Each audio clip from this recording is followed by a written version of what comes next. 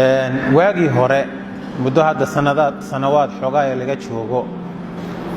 magaalada markaad dhex martid waxaad arki jirtay ama aad arkayso ku muuqanayay guryaha in quraan ka baxayo oo muxaadaraad guryuhu ka baxayaan meheradaha magaalada markaad dhex marto kala duwan muxaadaraad iyo quraan baa ka bixi jiray gawaarida waxaad arki jirtay iyagoo quraan ka baxayo ama muxaadaraad ka baxayaan waxaas iminka ma jiraan waa naadir bal adigu suuqa halka socod ka bilow ilaa magaalada gees kaga bax meherad furan oo muxaadara ka baxayso ama uu quraan ka baxayo inaad aragto waa naadir dadkuna waagii hore hadduu ka badan yahay magaalooyinka soo buuxiyay jooga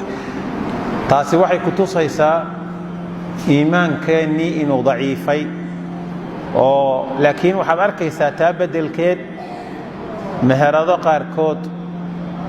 yaanayba badnaane heesa ka baxayaan waxaad arkaysaa gawaari badan iyo bajaajyo badan oo heeso iyo muusig uu ka baxayo oo dadku wax qoonsanaya aanay jirin ilaahay dee qof u naxariistay mooyaane oo la iskala qabsaday oo caadi loo arkayo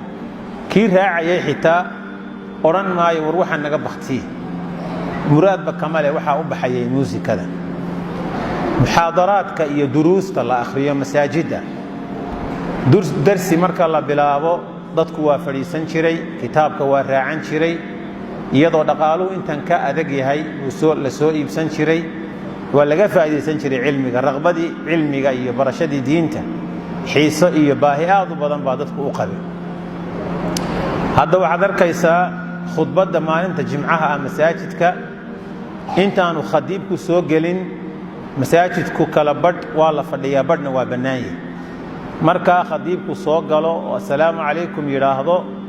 ayaa masaajidkii saa loogu soo yaacaya albaabadii oo dhan baa laga soo gelayaa dadki iyagoo buuqaya bay soo gelayaan waad arkaysaa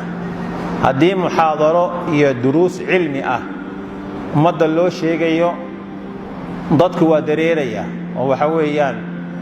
sunnihiiba ku adag inay tukadaan salaada faralka ka dambeeyey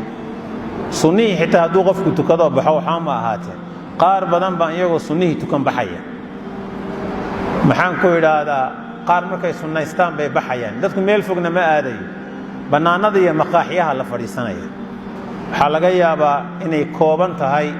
inta shaqo iyo hawl leh oo aadaysa laakiin inta kale fadhi ku dir baa loo fadhiyaa iyo waxaan la garanaya